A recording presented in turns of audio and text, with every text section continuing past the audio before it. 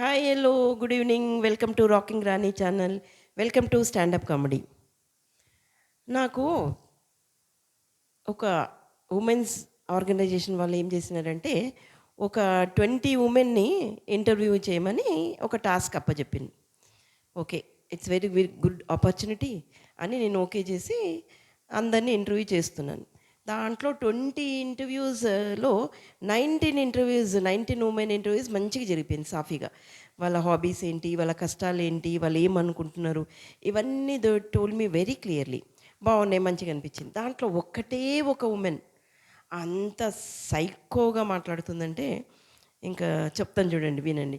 అయితే ఆమె, నేను ఇంటర్వ్యూ చేసే ముందు ఆమె నన్ను ఫస్ట్ క్వశ్చన్ చేయడం స్టార్ట్ చేసింది. ఫస్ట్ క్వశ్చన్ ఏమేసిందంటే ఆమె నాకు, మీకు లవ్ అట్ ఫస్ట్ సైట్ అంటే నమ్మకం ఉందా అని అడిగింది. మరి ఈ క్వశ్చన్ ఏంటి? Course love at first sight. అప్పుడు నేను నిజం కూడా చెప్పాల్సింది. అవును, నాకు నమ్మకం ఉంది, నాది లవ్ మ్యారేజ్ కూడా. అయినా ఇవన్నీ వద్దులేండి, ఒకరికి మంచి జరుగుతుంది, ఒకరికి చెడు జరుగుతుంది, లైఫ్ గో ఆన్ అవుతుంటుంది. ఒక అవి పక్కకు పెట్టేద్దాంలేండి అని నవ్వుకుంటూ అన్నా. అయితే ఆమె కోపం పక్కకు పెట్టింది అన్నందుకు, ఇవన్నీ నెగిటివిటీ మనం మాట్లాడుకోవద్దు అన్నందుకు కోపం వచ్చేసి ఇంకా ఆమె ఒకటి అంటుంది. నా డీపీస్ పైన పోయింది. మీ డీపీస్ చూస్తే ఎంత తెల్లగా స్టైల్గా మంచిగా ఉంటారు, తీరా చూస్తే ఇక్కడ వీటిష్ అంటే డార్క్ ఉంటారు కదా. నేనేమన్నా అన్నానా మిమ్మల్ని నెగిటివ్ అట్లా అంటుంది. అనేసింది, అంటున్నానా అంటుంది, ఇంకేం చెప్పాలి. అప్పటికి అన్నా, ఓకే ఓకే, ఈ ఈ డీపీలు గిపీలు పక్కబెట్టి మనం మాటలకు వద్దాము అన్న. మళ్ళీ అప్పటికి ఆగుతలేదు, నన్ను క్వశ్చన్ ఏనిస్తలేదు, ఆమెనే ఇంటర్వ్యూ చేస్తుంది.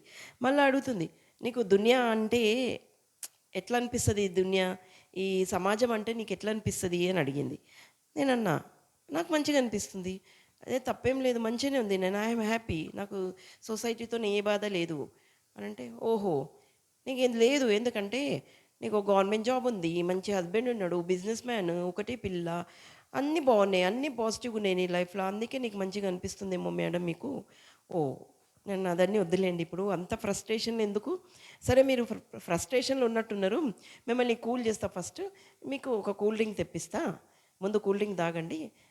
ఏ కూల్ డ్రింక్ తెప్పిమంటారు, మాజా తెప్పిమంటారు, నాకు వద్దు అని. థమ్సప్ నాకు వద్దని. ఓకే, నేను ఫ్రూట్ జ్యూస్ తెప్పిస్తా, బత్తాయి రసం అట్లా ఏమైనా తెప్పినా అని అడిగితే, నాకు వద్దు వద్దు వద్దు. సరే, టీ కాఫీ ఏమైనా తెప్పినా, వద్దు వద్దు వద్దు అని. సరే, మీరే చెప్పండి మీకు ఏం కావాలి అని అడిగిన. నాకు నచ్చని వాళ్ళంటే వాళ్ళ రక్తం తాగాలంటే ఇష్టం, తెప్పిస్తారా అని అడిగి. అమ్ము, ఇదేంద్రు. ఓకే, లే, నాకు ఇంటర్వ్యూ స్టార్ట్ చేయనియండి మేడం అంటే గమ్మునుంది. అప్పుడు అప్పుడు నేను అడిగిన, అసలు ఇప్పుడు నేను చాలాసార్లు నెగిటివ్ కమెంట్స్ పెట్టడం చూసిన, యూట్యూబ్లో కానీ, ఫేస్బుక్లో కానీ, ఇన్స్టా కానీ, బ్లాగర్, ట్విట్టర్, ఎక్కడ చూసినా మీరు నెగిటివ్ కమెంట్స్ పెట్టినట్టే కనబడుతుంది. ఎందుకు అంత నెగిటివిటీ మీకు అంటే, అప్పుడు చెప్తుంది, చూడండి మేడం, నాకు ఫస్ట్ ఆఫ్ ఆల్ అందరినీ అప్రిషియేట్ చేయాలి, కమెంట్స్ పాజిటివ్గా పెట్టాలని అవసరం నాకు లేదు. పెట్టకండి, పాజిటివ్గా పెట్టకపోయినా అట్లీస్ట్ నెగిటివ్ పెట్టకూడదు కదా, అందరినీ హర్ట్ చేయకూడదు కదా అంటే, నేను చెయ్యాను, నాకు అట్లా ఇష్టం లేదు. ఎందుకండి, ఎందుకు అని అడిగిన. "ఎ- ఎందుకు ఎందుకు అంత కోపం ఎందుకు అని అంటే చెప్తుంది, నాకు పొద్దున్న లేవడానికి ఇష్టం లేదు, లేవాలి, పోవాలి, ఆఫీస్కి కష్టపడాలి, కావాలి, జీతం బతకాలి కదా, అందుకే పొద్దున్న లేవడానికి ఇష్టం లేదు కానీ లేచిపోతున్నా కదా, మళ్ళీ ఆఫీస్ పోయింది అందరి ఫేసులు చూడాలని ఈ అని నవ్వుకుంటా మాట్లాడాలా ఇష్టం లేదు. మళ్ళా అందరితో ఇంటరాక్షన్ నాకు ఇష్టం లేదు. అయినా సరే, జాబ్ ఏదో కంప్లీట్ చేసి చచ్చి చెడి రాత్రి ఇంటికి వస్తా, నాకు ఇష్టం వచ్చింది ఏదో చూసుకుంటా, టీవీయో ఫోనో, ఎప్పుడు చూసినా దాంట్లో ఈ సెలబ్రిటీ ఇంత గ్రేట్, ఈ సెలబ్రిటీ ఇంత పెద్ద బిల్డింగ్ కట్టుకుంది, వీళ్ళు ఇంత పెద్ద కారు కొనుక్కున్నారు, వీళ్ళ ఇంత పెద్ద అచీవ్మెంట్, ఓ అది ఇది అనివే కనబడుతుంటాయి ఇక్కడ. మళ్ళీ నాకు నేను చచ్చి చెడి పొద్దున్న నుంచి వస్తే నేను వాళ్ళని అప్రిషియేట్ చేసుకుంటా, వాళ్ళని కమెంట్స్ పెట్టుకుంటా కూర్చోవాలా? నేను చెయ్యను, నేను నెగటివ్గా పెడతా.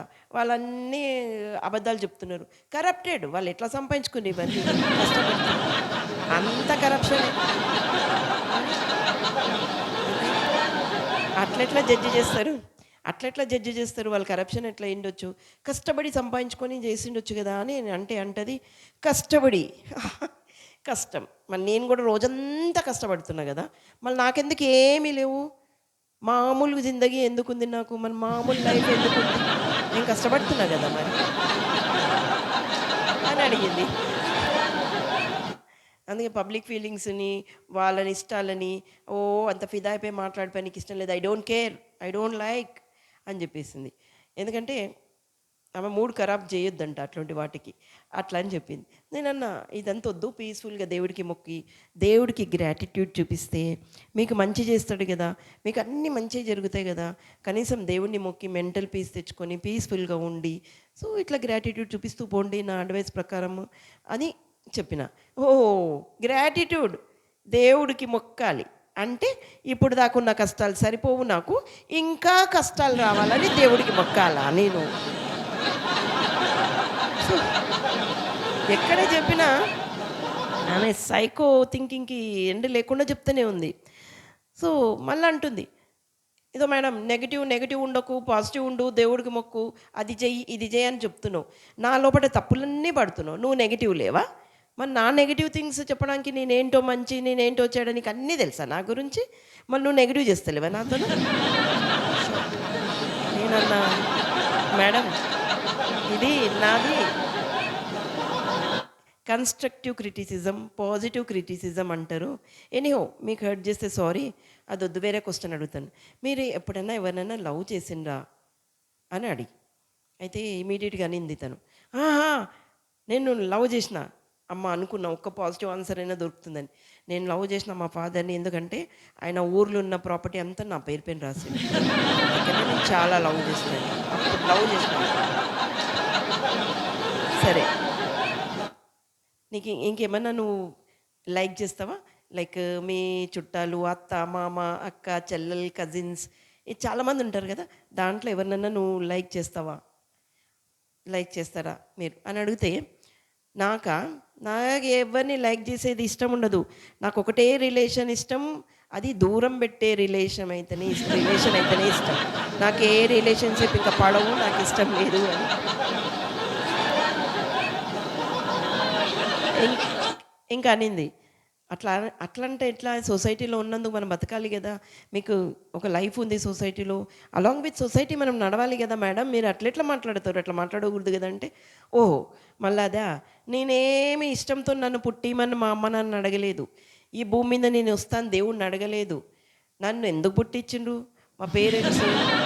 నాకు వీలుంటే నాకు వీలుంటే నా పేరెంట్స్ పైనే కేస్ పెట్టి నేను కొట్లాడతా. నన్నెందుకు పుట్టియ్యాలా అని నేను అడుగుతా. నాకంత పిచ్చెలేసింది. ఇంకా నేను వినే దాంట్లో లేను మేడం అని గట్టిగా అనింది. అమ్మో! గమ్మునుండి. సరే, సరే మేడం కూల్. మేము వేరే క్వెషన్‌కెళ్దాము అని మళ్ళీ అడిగినా. నీకెప్పుడైనా లైఫ్‌లో హ్యాపీ అనిపించిన సిట్యుయేషన్ ఏమైనా ఉందా మేడం అని అడిగినా. అయితే ఓహ్! ఎందుకు లేదు? వండర్‌ఫుల్ ఉంది నాకు. అంటే చెప్పండి మేడం అన్నా. అంటే మా ఓనర్ చచ్చిపోయిండు చూడు అప్పుడు.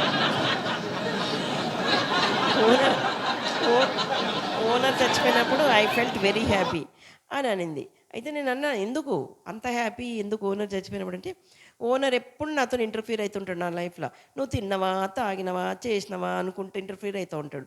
ఎందుకు ఆయన ఆయన డిస్టర్బెన్స్ పోయింది నాకు.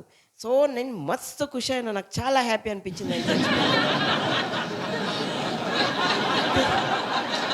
అయితే ఇంక నాకు ఔట్ ఆఫ్ కంట్రోల్ అయింది. ఇంక నేను గూడా ఏదో అనాలి గదా! అనేసి ఇంకా నాకు ఔట్ ఆఫ్ కంట్రోల్‌తోని ఒక మాట అనేసిన సడెన్‌గా. I think you need a therapist not a person to interview you madam. Interview చేసేవాళ్ళు అవసరం లేదు. నీకు థెరపిస్ట్ అవసరమా అని అనిపిస్తుంది అని అన్నా. మేడం ఒకసారి మా హస్బెండ్ ఇట్లనే నేను చేసే ప్రతి పని నువ్వు చేసేది ఏమి కరెక్ట్ కాదు. ఇది లేదు, అది లేదు, ఇది ఇది అని చెప్తా ఉన్నాడు. నాకు ఏది చేసినా అడ్డు చెప్తా ఉన్నాడు. నువ్వు తప్పు, తప్పు, నెగెటివ్, నెగెటివ్ అని. అప్పుడు ఆయనను 3 నెలలు బేస్‌మెంట్‌లో పెట్టేసిన పర్మనెంట్‌గా బయటికి రాకుండా. అట్లా. అంటే నేనన్నా భయపడి, అమ్మో! మేడం నేను ఏం నెగెటివ్ అంటలేను. ఇంటర్వ్యూ చేయమని నాకు అప్పజెప్పినారు. It's part of my duty కాబట్టి నేను ఇంటర్వ్యూ చేస్తున్నాను అంతే. నేనేమి మిమ్మల్ని ఏమి అనట్లేదు. సారీ, సారీ మేడం అంటే అప్పటికి ఒక వాళ్ళ పనాయనని పిలుస్తుంది. ఇంకో క్యాండిడేట్ రెడీ, బేస్‌మెంట్ రెడీ చెయ్యి అనేసి. అమ్మో! నాకు భయమైంది. ఆ బేస్‌మెంట్‌లో నన్నెక్కడ 3 నెలలు లాక్ చేస్తదని. ఇంకా చచ్చి చెడి అక్కడి నుంచి ఉరుక్కుంటా వచ్చేసిన. థ్యాంక్ యూ మీరు ఇంటర్వ్యూ ఇచ్చినందుకు చాలా థాంక్స్. మీరిచ్చిన టైంకి చాలా థాంక్స్ అని నేను అక్కడి నుంచి ఇంకా ఉరుక్కుంటూ వచ్చేసిన. అది నా కష్టం ఇంటర్వ్యూ చేయడానికి. Thank you.